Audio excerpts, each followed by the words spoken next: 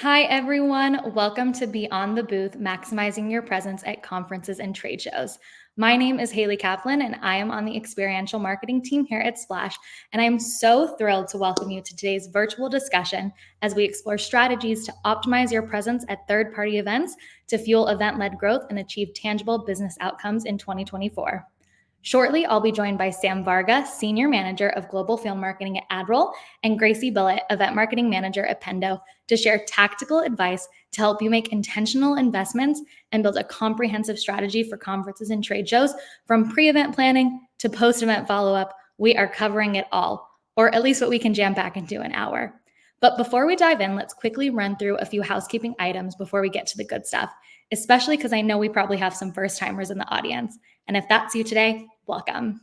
At Splash, we support marketers across the globe from the world's leading brands in their efforts to unlock event-led growth. And we're doing that by providing a tool that helps you simplify your process, amplify your organization's brand, and measure your results in order to grow your business through everyday events at scale, whether they're in person, online, or hybrid. If this isn't your first Splash webinar rodeo, you know Splash completely powers the entire end-to-end attorney journey for today's event. This means the registration page that you RSVP'd on, all of those pre-event reminder emails you received, and the virtual experience in Splash Studio right now are all a part of Splash's all-in-one event marketing platform. So you can think of this as a real-time Splash Studio demo. You've already experienced Splash's registration and design to get to this point, and we hope you've loved it. Once our live event concludes today, we'll leverage Splash to host this event on demand. So that means whether or not you're with us right now live, you'll get access to the on-demand recording, which is awesome. And if you're interested in learning more about the Splash platform, there are a few ways you can do that. You can sign up for a one-on-one demo with our team, join a bi-weekly Meet Splash 30-minute product overview, also hosted in Splash, or sign up for a free account and test the waters yourself. Now that you know a little bit about Splash, I want to make sure we properly welcome you to all of the interactive tools in Studio that we'll be using for today. On the right side of your screen, you'll notice that we've got our Q&A, our chat, and some polls. I think we've already launched our first poll, so go ahead and vote on that. And you'll see a few more sprinkled into our agenda today, so be on the lookout. The polls help drive our conversation and are an excellent way for us to gauge what our audience is thinking and feeling. If you have any questions related to what we cover, please feel free to submit them through the Q&A tab. Other attendees can upvote questions they're interested in hearing the answer to as well, which is pretty neat. And I promise we'll have plenty of time for Q&A with our panelists after our main discussion. Now, if you drop a question in the chat or the Q&A tab and we don't have time to answer your question, don't stress. Just join our Slack community where we'll be following up with any unanswered questions. And you can find that link to join in the chat later on. Let's not forget about our event chat while we're talking about it. As you can see, we have a pinned message in there for you, and we'll be dropping and pinning other messages throughout the discussion. I want to get the chat started though right now. I see you guys are already popping in where you're tuning in from, which is awesome. I'm really curious. I don't know if you've been seeing the trend that I have, but people saying their ins and outs for 2024. Let me know what's on your in list for 2024. I think for me, it's got to be quality time with family. I think I'm celebrating like the little wins this year. And let me know, drop in the chat some of your ins for the year, things that you're incorporating. I'd love to see. Travel, that's a good one. I'm always into travel. I love that. Where are you traveling to? Let me know where you want to go. I feel like Europe is on my list this year. Awesome. So one real quick more final housekeeping item, I promise, and it's really more of an announcement. We have our social raffle that I want to announce. So what can you win if you participate today? A $50 Visa gift card to help you take care, which is one of our core values here at Splash. And here's how you can enter to win. We'll be dropping a link to a LinkedIn post in our event chat right now. Go ahead, like and comment on that post for your chance to win. Let us know what is one of the most memorable activations you experienced at a conference or trade show last year. We'll go ahead and announce the winner at the end of today's event, so be sure you stick around to find out. Okay, we got through all of our important housekeeping items. Now let's get into why you're here and tuned in with us today to go beyond the booth and maximize your presence at conferences and trade shows in 2024. So let's start today by pulling back the curtain on Splash's approach to third-party events and how they fit into our event-led growth strategy this year. Now, when we say event-led growth, We're talking about a go-to-market strategy that is centered around scalable event programs that drive real value for your stakeholders and growth for your business. We understand that once-a-year brand summit is such an important part of the marketing mix, but alone, it's not really enough to bring the modern buyer through their buying journey. And today's buyers expect bespoke experiences in exchange for that time. And that is such a tall order for your annual conference with thousands of other attendees. You need to drive connection, value, trust, engagement, and learning in order to impact pipeline. This is where having that holistic event-led growth strategy becomes critical. Depending on where they are in their journey, prospects and customers have vastly different needs. The one-size-fits-all flagship events aren't a silver bullet for meeting a range of your buyer expectations, and you need a set of event programs that are repeatable and scalable events, allowing you to nurture buyers on their journey to become brand champions. Which brings me into Splash's conference and trade show strategy. What we are leveraging what we're calling a cross-functional tiered approach. And let me quickly show you what I mean. I'm going to share my screen here and give you guys a little look at how we're looking at our third-party presence and at conferences and trade shows. So based on research and a good understanding of which third-party events will have the highest concentration and attendance of ICP, we've built this tiered approach to help us decide which conferences and trade shows should have larger investments and greater brand presence. As you can see here, there are so many micro events you can pack into a larger events, talking about event-led growth. So for example, at Splash, a tiered one investment at a third-party event could be things that include hosted brand ode events like a VIP dinner that brings prospects and customers together, or co-marketing a happy hour with key partners.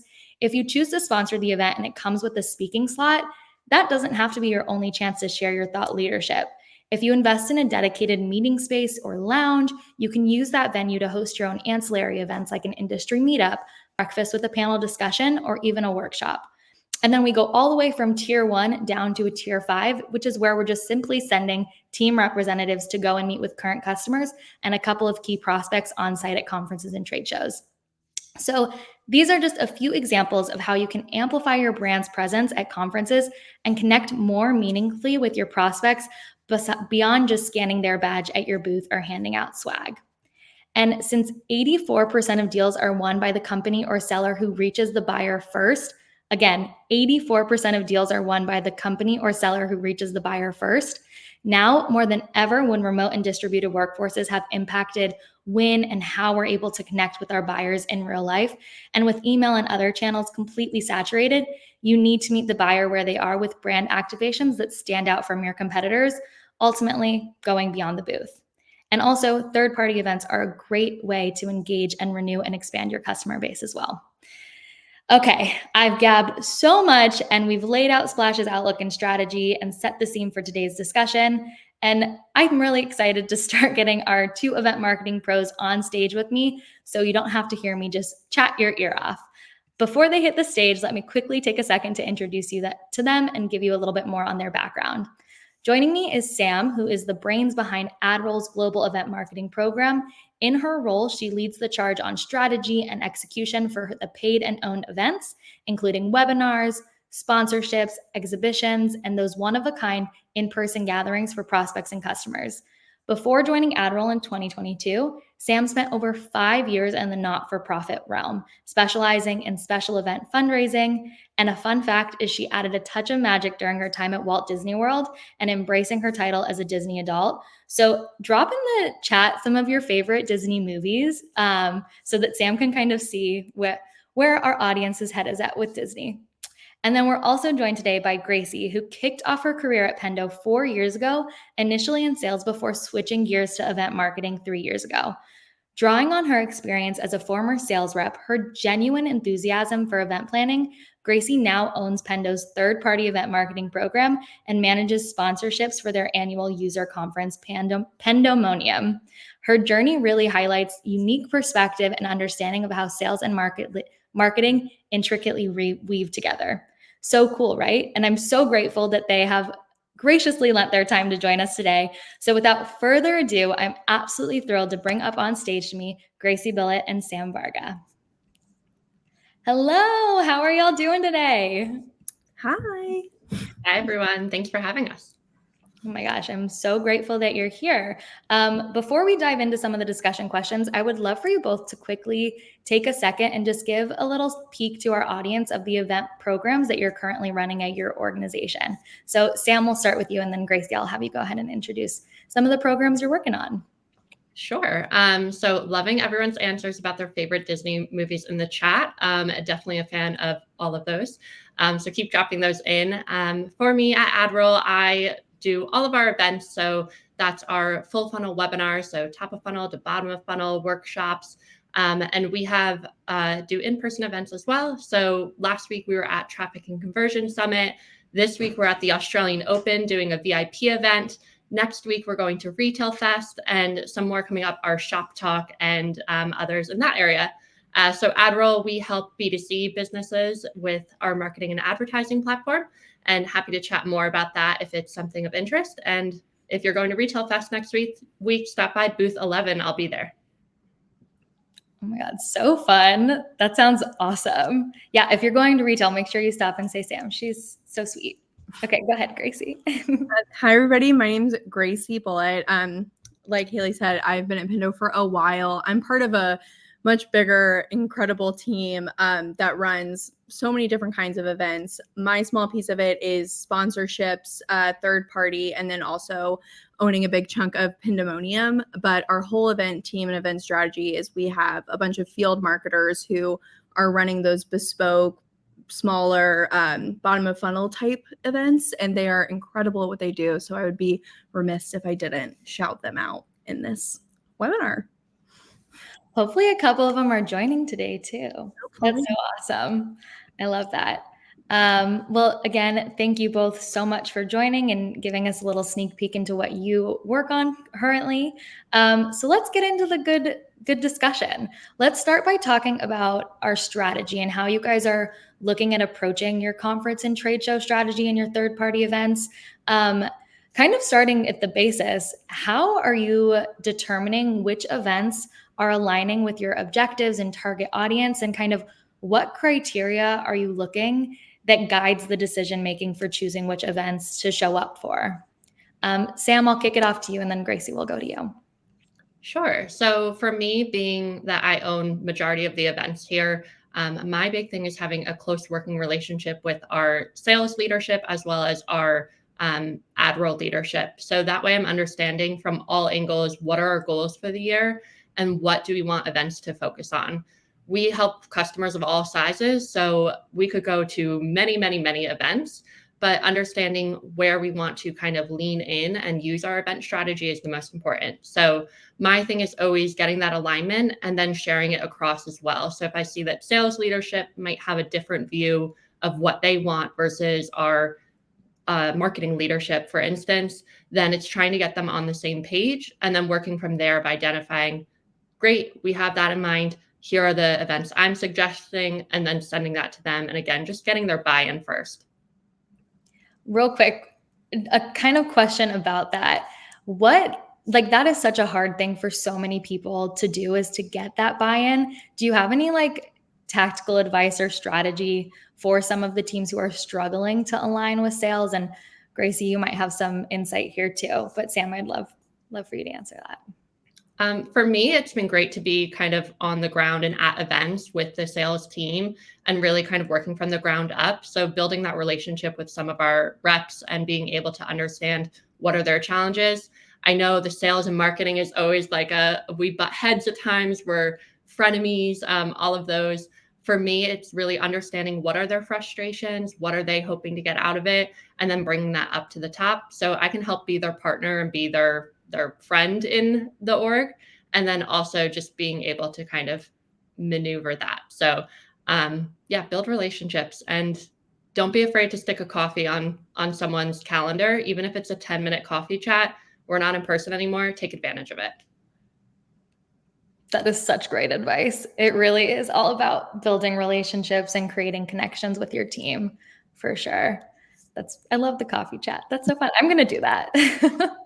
All right, Gracie, I'd love to hear from you. I mean, it's very similar to what Sam said, that the relationship between sales and marketing historically is tough. We're just pushing stuff at them. We're making them promote all this stuff. Like, it's just contentious at times, but the more you try to drive like tangible results for them, they want to work with you more and more and more.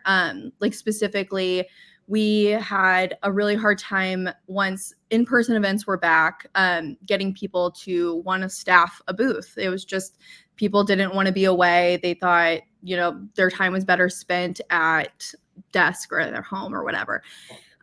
So really incentivizing it for salespeople and working out an ROI, or an ROE based on the leads that they got at the booth, and being like, listen, if you work this booth, you get to keep what you scan and you get to work it. And they're warm, hot leads. Like, they're great. And just building that historical track record. So now that we can go back and be like, listen, if you work this event, you will probably book 10, 15, 20 meetings, X, Y, and Z.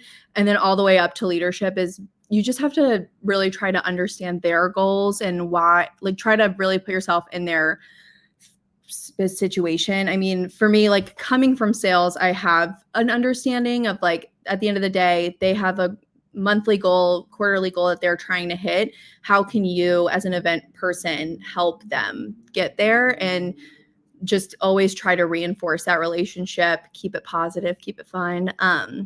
But yeah, and then as far as picking what events to go to for the year, it's exactly what Sam said, is making sure you understand what the overall goals for the company are. Like, ours have changed. I mean, they're different every year. Like, sometimes it's focused on the enterprise, so it's finding those enterprise events, or it's focused on this very specific vertical and finding those events that vertical goes to. Or sometimes it's just brand awareness, where it's like, we just want to get in front of as many people as possible and have speaking opportunities and do that. So making sure that the events that you're proposing are tied to something that leadership says, usually they'll be into it because they're the ones that said it. So yeah, that's a very good point. Having your leadership just being like, oh yeah, you did say you wanted our brand out there or whatever it is. That's so true. And how, for like picking those enterprise events, what are you guys are you using any tools to help you like identify those, or is it research? Is it you're just on Google, like, what are the best events for me to attend? Are you tapped in? Is it word of mouth? How are you guys kind of finding out about the different conferences and trade shows? So sorry, I didn't cut anybody off. No, Gracie, you're good. For Pindo, we're if anybody's not familiar with Pindo, we're a product platform. So we're really invested in this product space, and there's only so many conferences. So we're lucky to kind of know our crowd and like know those events to go to. But whenever we want to branch out, been lucky enough to build a really great network of other event marketing professionals. Then, I mean, I'm not above like sending a LinkedIn message to like a competitor who I know is going to different events, being like, what are y'all doing? Like, what trends are we all seeing? Because we're all on the same page. Like, we have the same goals, and we're just trying to get there. Yeah, it's all working together. Yeah. Tapping into community is huge. So we also do that as well. That's great. Good deal. Okay, so now we've kind of chatted. Sam, did you want to add any color to how you're finding? Okay, similar. Pretty much the same. And yeah, make friends with other event marketers when you're at events. It's your best way to find out if what you're feeling at an event is valid, of like, this is great, or hey, maybe this isn't the best fit for us. And having those conversations candidly is really nice to be able to bring back to the org. It's always just like great to talk to people that are doing your role somewhere else. Cause typically it's like, especially for third-party conferences, it's usually just one person owning it on the team. And it's not that it's isolating, but like talking to somebody that's doing the same thing you're doing is so fun. And you just get to share tips and tricks, and then you see them everywhere. It's like a reunion every time. And those relationships always come in handy. Like when I switched to start selling sponsorships for Pandemonium, they're the first people I reach out to, and it's just helpful. So exactly, when you're at that conference, like go up and meet that event marketing manager, introduce yourself, and find them on LinkedIn and stay connected. Yeah. I think that's why I always love these webinars so much, because it's literally just like, we're all in the same boat. We're in this together. We're doing event marketing. So again, thank you for being here and chatting. Yeah. Okay, so kind of on that now, you know where you're going and like what your events you're showing up to. How are you kind of tailoring your presence and your approach at these different trade shows or conferences to achieve the different goals? Like, how do you determine if like you're going to be a sponsor or you're just going to host like that VIP event around the like the open? Like, how do you kind of determine your presence and tailor your approach to fit those specific needs? Gracie, I'll let you start with this one and then Sam will go to you.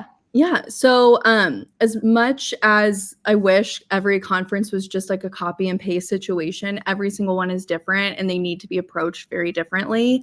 Yeah. It really all ties back to your goals for the event and making sure that you have set really hard and fast goals for every event that you do.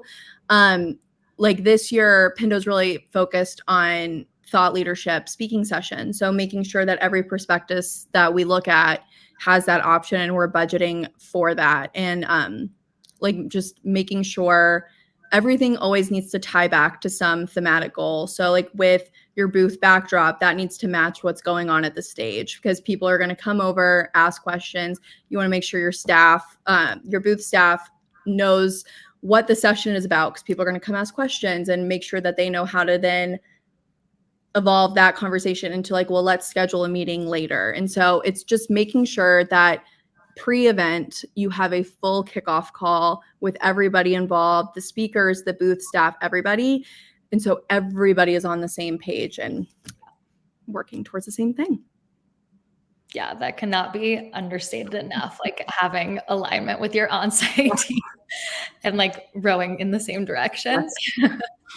That's awesome. Sam, how about you? Yeah, pretty similar. I think spending that time to look through the prospectus and ask the questions to the event organizer that you want to know. Just because it's not in there doesn't mean they don't have it or they don't want to share it. Sometimes they're just kind of limiting down. So for us, it's like getting that audience profile to understand which audience is in the room. Does that make sense for us from a brand awareness play, from thought leadership? Or is it this is a purely lead gen one and we're going to try to amp up our booth and get people to there? And being okay saying, no, maybe this isn't the right event, even when it's coming down from leadership. I've had plenty of events that were recommended to me to look at. And then looking at the prospectus, it's just not the right fit with what they're wanting out of it and needing to explain that to them of, hey, there's not a pay to play option for us to have thought leadership. You're really focusing on that in this audience. We can't do that, but this event can. Or do they have an application process? And if you're a sponsor, you're more likely to be accepted. So asking those questions first to the event organizer and being really candid with them of what you're trying to get out of it can be really helpful to make sure that the event's going to be a good match. And then being able to bring it back to your team and say, hey, we're good to go. Yeah, that's so true. Yeah, that cannot be understated enough. On just like being candid and real. We all want like honesty all the time. So like be honest. If we're not going to see what we're going to see from it, why show up to it kind of thing. That's great. Kind of okay, so on the topic of like, so now let's like move forward from strategy and on to more like execution. So when you guys have now picked your like events you're showing up to, and before we like align internally and get those kickoff calls going, how are you like promoting that your company is going to be at this event? Like, what does your promotion strategy look like for third-party events at conferences and trade shows? Like, how are you building buzz that you're going to be showing up on site? I feel like that's like such a challenge because you're like, who is going? Like, I know who's there, but like, I know the companies that are there. How are you guys doing that? And the hardest part with that is that 9 times out of 10, you do not get a pre-event attendee list and you're really just shooting in the dark. So you can always do the go-tos like LinkedIn posts, like we're going to be here. And usually an event will send you a social card you can share out. We found success with actually like an event that we've gone to in the past, going down that lead list that we generated the previous year, having our SDR BDRs reach out and be like, hey, we saw that you went to ProductCon last year. We have a team on site. We'd love to see you again. And even if they're not going, they'll typically be like, well, I'm not going, but here's my colleague that's going to be there. And so that's the thing we do, but it is difficult because you're really just shooting in the dark and you're just, maybe they'll be there and hoping for the best. But sometimes we've even used, like, we're going to this event in San Francisco. Are you going to be there? Like, our sales team will reach out. And even if they're not going, it opens the door for that sales conversation because now they're responding. So it's tricky. I'm excited to hear Sam's response because would love to learn more. Yeah. So thankfully, despite me owning the events, we have a really big marketing team. So I've been able to lean in with our paid media specialist, our ABM specialist, social organic strategy, and use that as a way to kind of promote. So typically before an event, if we receive either a pre-event list or if they sent their last year companies, we'll use that as a way to understand kind of what that profile is. Or if we know they're going to be, $10 million to $100 million revenue companies at this event, for instance, that's 60% of our people. We'll go through our list of who's kind of local or could be attending in that profile and then do targeted campaigns to them.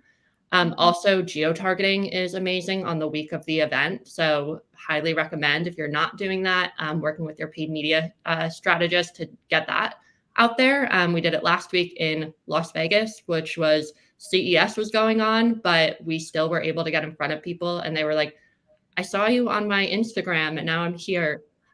So use that to your advantage and also enable your sales team, as Gracie was saying. So letting them know, here were last year's attendees, here's what we're doing this year. If we have free tickets, offer them, or a discount code, reach out to them personally because hopefully they respond. And then the last, I would say, look at the speaker list. Typically, the speaker is going to be that C-suite person who might not be your ICP. For us, we talk to managers and directors, but a lot of times the managers and directors are coming along with them. So reach out to them and see, hey, I saw so-and-so from your company speaking at this event. Are you going to be there? Would love to take you all out for coffee. Or we have a really great giveaway going on that I would love to make sure you're entered for, or something exclusive. Oh my God, that was such good. That was such good insight. I'm like, oh my gosh, now I need to make sure we're doing that for the events we go to. A question that someone asked in the chat that I want to kind of dive a bit more in on with your answer, Sam. Paid ads, paid media, digital ads for these conferences and trade show. You specified geo filtering like the week of. Is that the only type of paid promotion you put behind it, or do you add paid promotion in before even geo filtering? And like, if you do, how much of your resources are going towards that paid beforehand and then the geo filtering towards? Sure. So Pat, who's my partner in this, is incredible and so knows everything about paid media. Honestly, we're not experts here, so sorry to put you on the spot. No, it's totally good. But for me, it's having a conversation with him and just seeing if there is opportunity to do it in advance. So if we have companies that we can target on LinkedIn, for instance, or we know the company profile and we can kind of go from there, we'll do that. And if we're having content, thought leadership, that tends to perform a lot better than just saying, come to our booth. So next week, for instance, we're going to be having a session with 2 of our customers. So that's a really great thing for us to promote. Whereas saying just come to our booth, enter our raffle might not be as receptive in advance. And if you have free tickets or a discount code that you can promote, that always does well.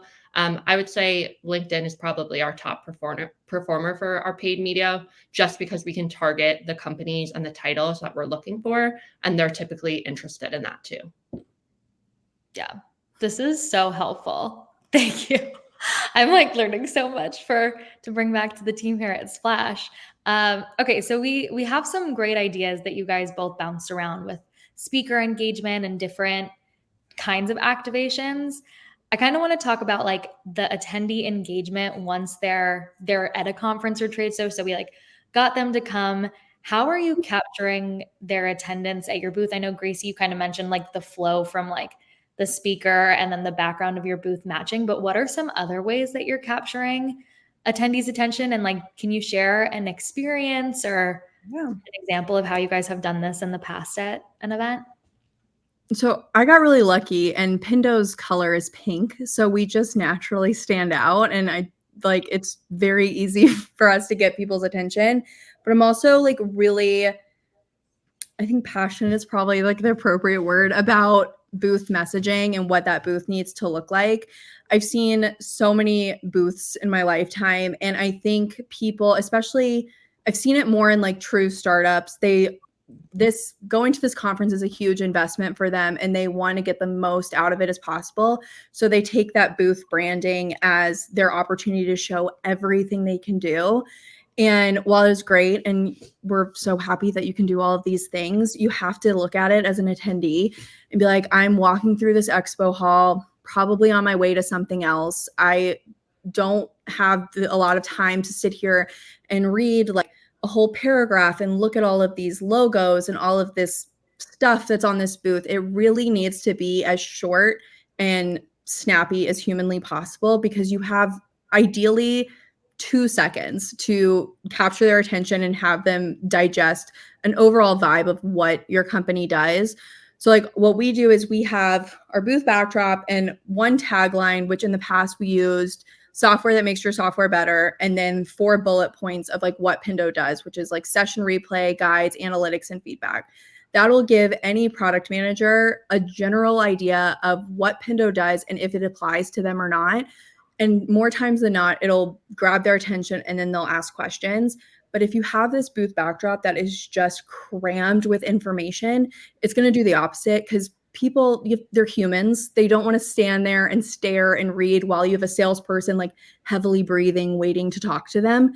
Like they want to just keep it moving. And so if you have a lot on there, you're trying to show how much you do and that you're this well-rounded platform or whatever you may be, you're doing the opposite and you're driving them the other way.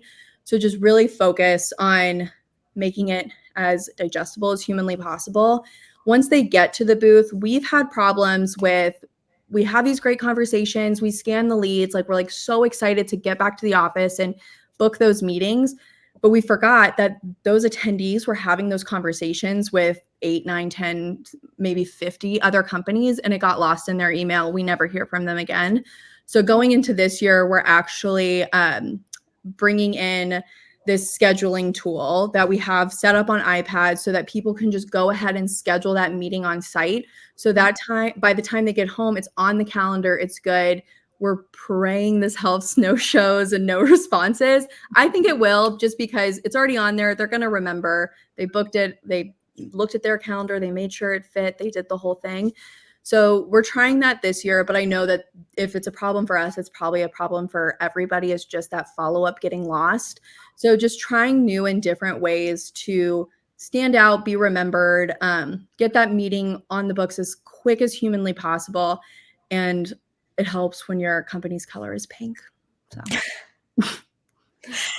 brand color, and talking on like brand color before you get to your answer, Sam, did y'all see the HubSpot branding for the Super Bowl, or not the Super Bowl, like the football championship? They all wore orange and asked for everyone to like find them. Like having a brand color that stands out is just so fun. It's great. It's the best thing other than starting the company and like giving me a career. It's the best thing that the company ever did.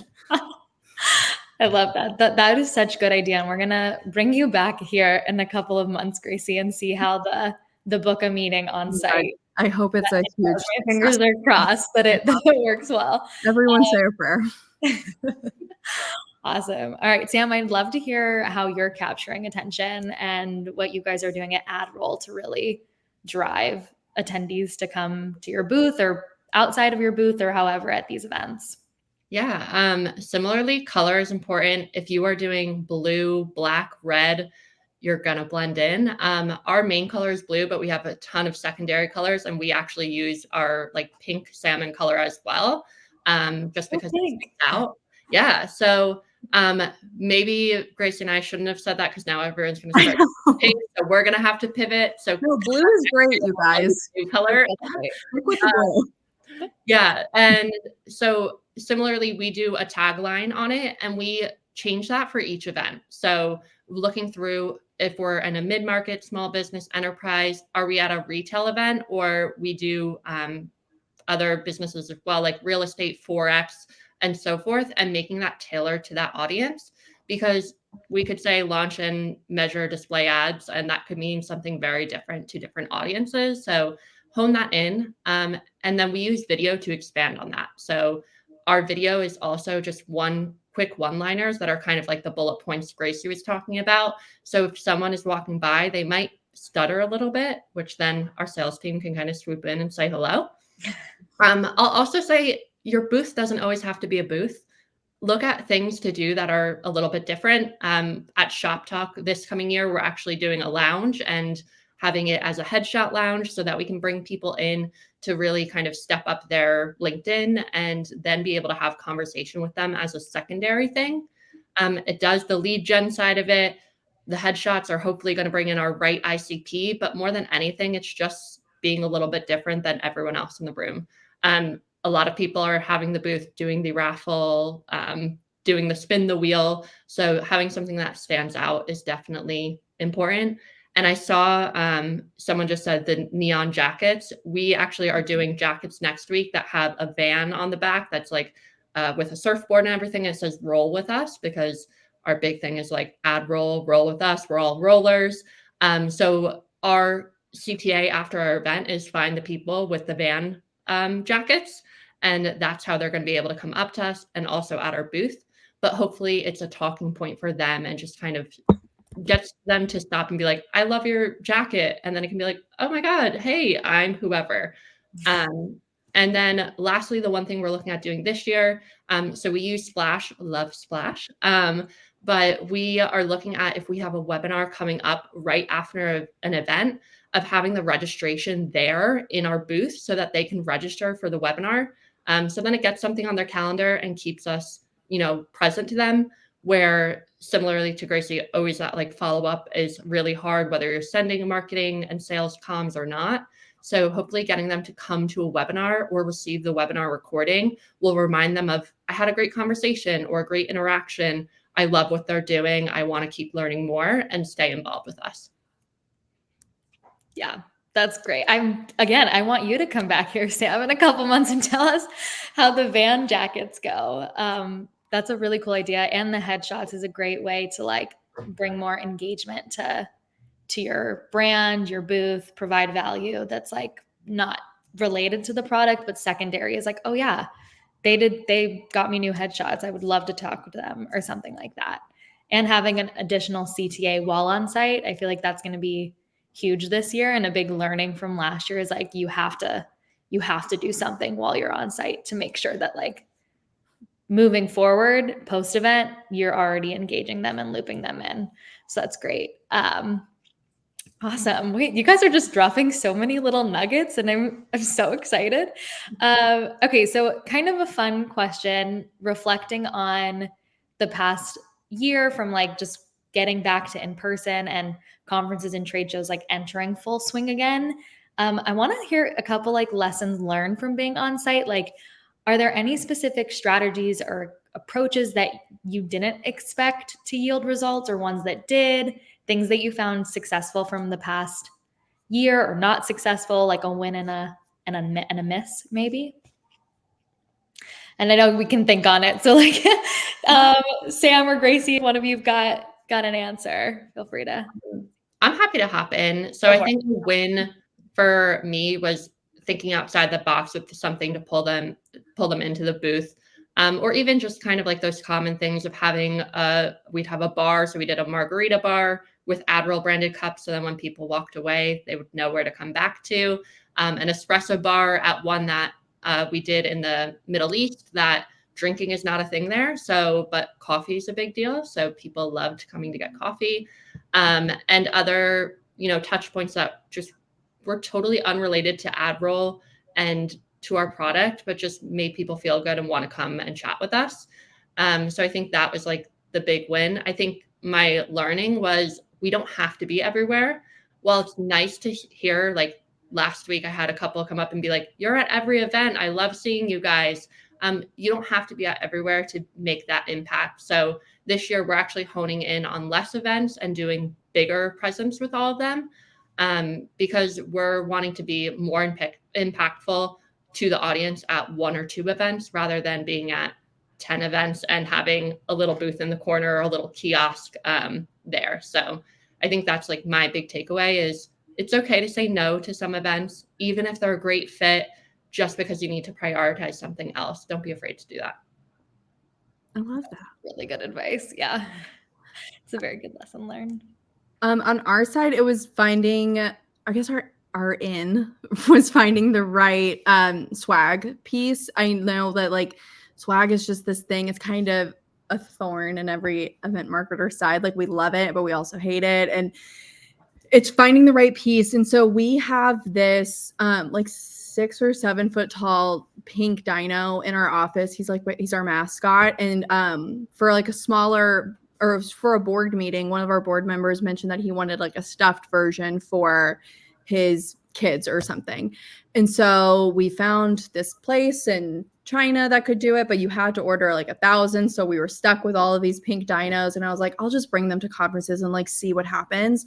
Lo and behold, people went crazy for them, like lines around the booth, like we sold out obviously, and people were like upset. So we had to mail them afterwards. So leaning in and finding like swag trends was such a win. We've learned that people really, and like a tip from me to everybody is people really want to bring something home to their kids. Like they're away from their families, it could even be like for their dog or whatever.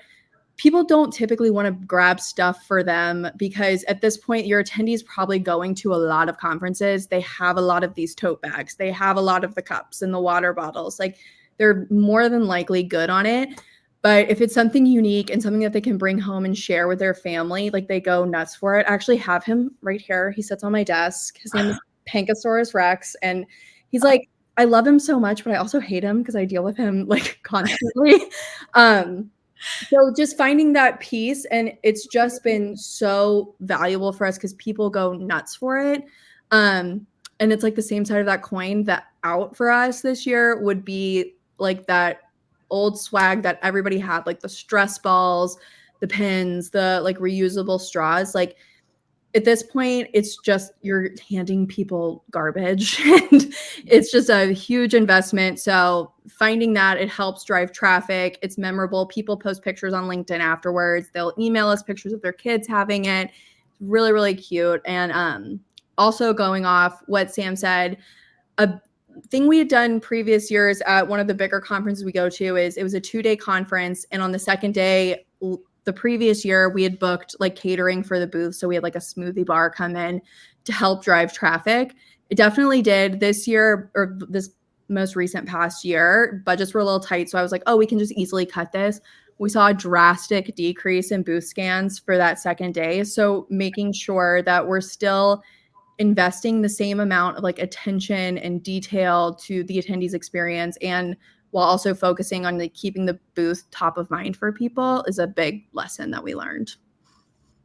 Gracie, I love the dinosaur and being able that like people are sending in pictures because Yeah, it's really cute. Some UGC as well. So I feel like that's just also helpful. And I'll add like with that swag definitely is really important. And if you're going to do some of like the classic things like a water bottle, make sure it's like a very nice water bottle that people are going to want, and save those for some of like your high level meetings.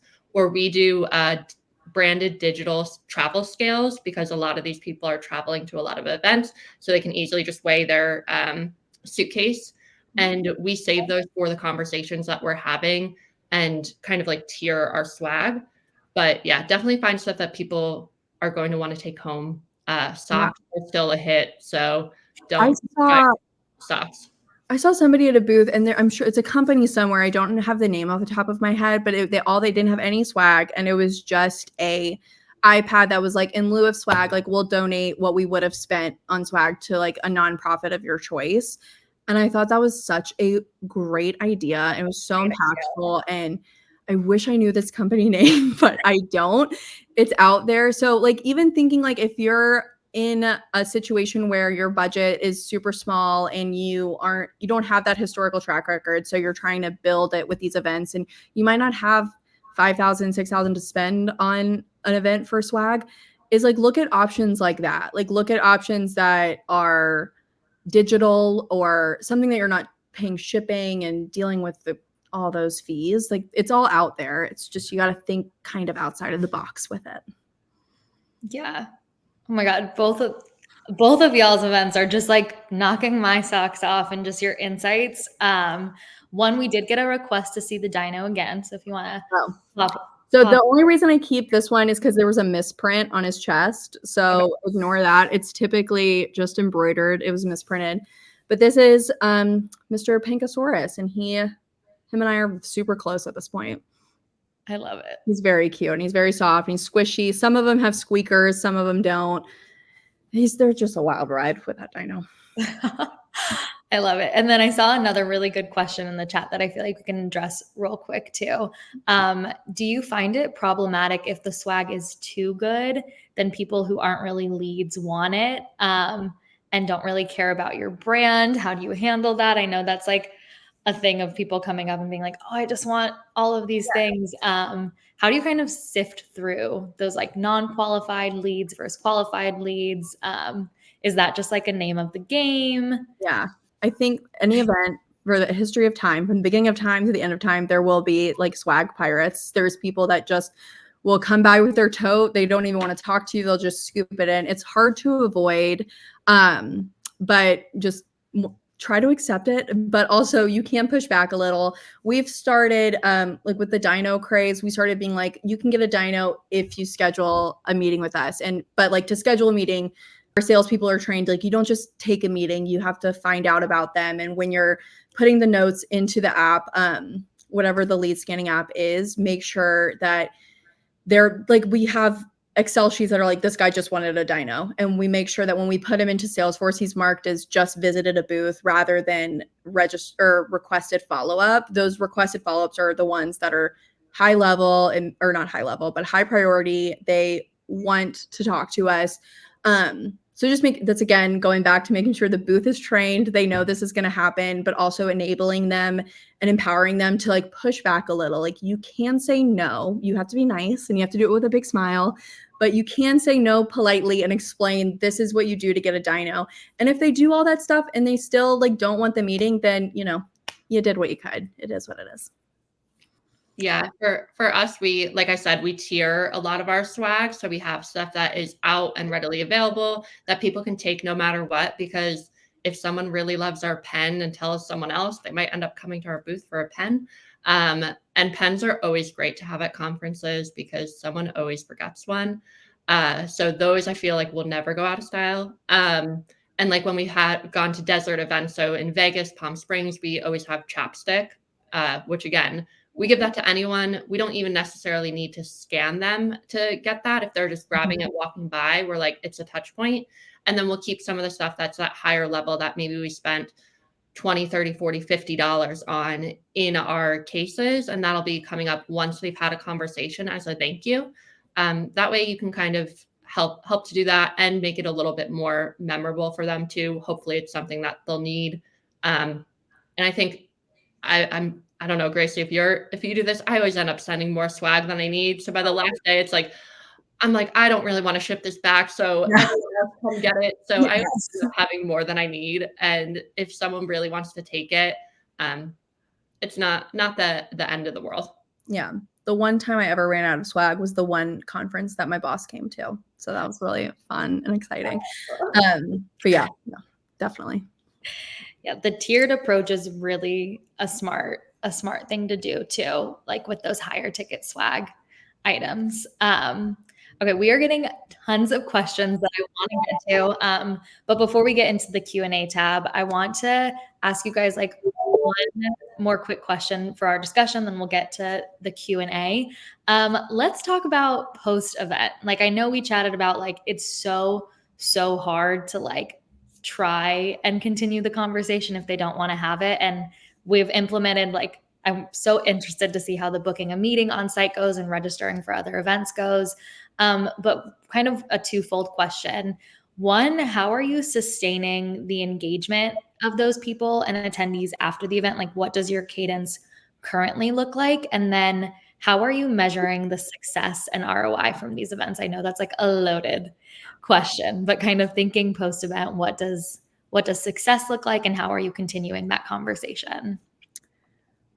So for us, this goes into having that really great relationship with sales. I try to empower them as much as possible and like almost tell them like, listen, once those leads are uploaded, it's like out of my hands. Like it's yours now to figure out and own. And so we have really great SDR, BDR teams and AE managers that are really bought into our program. So we have custom sequences and outreach, and it's broken down, like I said, between requested follow-up and then visited booth. Visited booth is like our cold leads. Like we just put them in a drip nurture and move on. But those requested follow-ups go into like a high touch sequence. Like hopefully they're doing the right thing. They're getting called multiple times. They're getting emailed until, they ask us to stop. And yeah, I think it's just maintaining that really great relationship with sales. And then we measure ROI on events on a million different things. But the big ones being how many ops were generated post-event, like primarily sourced, how much pipeline was generated, and how much closed won. Yeah, I think similarly, in terms of enabling our team, obviously we have tons that go into our nurture sequences. And my big thing is always planning a webinar that is relevant to that audience and trying to get them to come back, whether it's, kind of find like 6 weeks after is honestly the best like sweet spot, because it's when all that conference starts to tear down. A lot of salespeople will be like, okay, they've gone cold. I'm releasing them from other orgs or our own. And it's the perfect way to kind of get them back in and see if they had high intent interest. So really kind of trying to target them and thinking through like what their experience is. We talked about earlier, like you get back from the conference, you're getting a million messages. I have so many in my inbox from last week that I just have not even gotten to, and have 3 follow-ups from people already.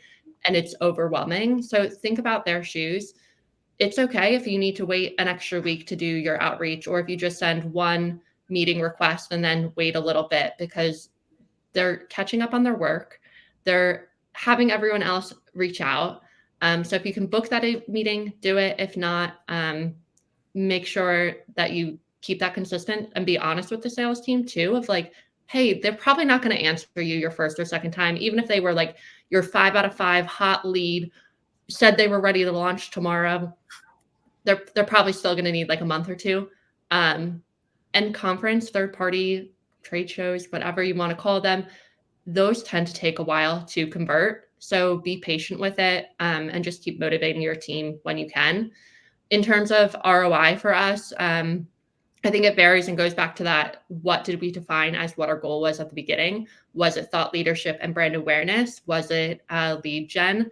Obviously, lead gen is always the most important, and we look at that funnel as well of how many closed won ops do we have. But if we had thought leadership and that was it, to me, it's how many people did we have in the room? What was the max capacity? Were those people kind of an MQL or a sales ready account or not? So did we give content that was fitting into what they're interested in? And if it's brand awareness, did we have higher site traffic? Did we have really high social engagement? We always post photos while we're at the event of our people. Those are our best performing on social media. So if we're seeing, hey, we have 200% higher engagement on LinkedIn, that's a win for us. And even if we don't have 10 closed won opportunities, that's okay. If you defined your goal as brand awareness, thought leadership, or something else. Yeah, measuring ROI on what your goals were for that specific event is huge, because if it is a brand awareness play, it's going to have completely different results than if it was like an op gen play or like a closing deal play. So such good insights and insights and advice, both of you. Thank you. So let's get to some of these Q&A. I want to save some time left. So one of the most upvoted questions was, and kind of on the topic of like event-led growth and doing more beyond the booth, how are you handling off-booth activities like dinners or one-on-one meetings, happy hours, things like that don't coincide with a conference or event? Sam, I'll let you take this one first. Yeah, I'm happy to jump in. So we went to Forex Expo in Dubai in September, and this was something that we really wanted to have high engagement outside of the the event. Reason being was we actually went to this event because we wanted to reach all the other sponsors, not the attendees in the room. The attendees were traders. We wanted to hit all of the platforms that have Forex and crypto.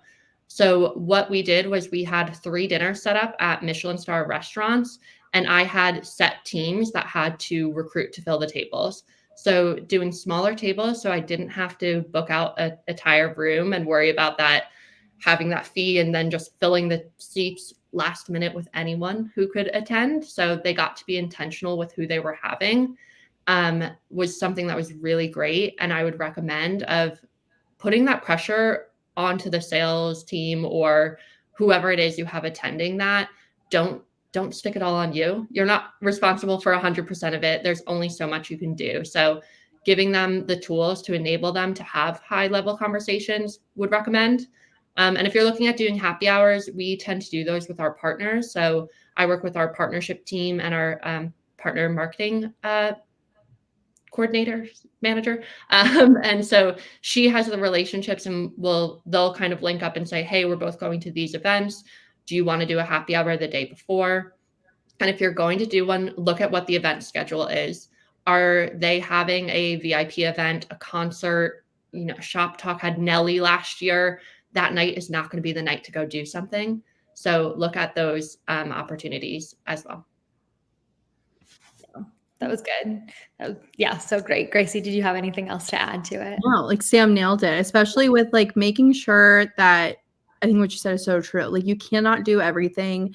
You typically will have like a team. Like I'm lucky enough to have this incredible field team that does these dinners and does these happy hours, like, 24/7. So if you want to start building that into your sponsorship program, like work hand in hand with them, because they're going to have ideas that you're not thinking of, and you're going to have that booth conference insight that they're not going to have, which is like, hey, like I know it's not on the agenda, but at the end of this conference, everybody goes to this bar down the street. So like we shouldn't do that.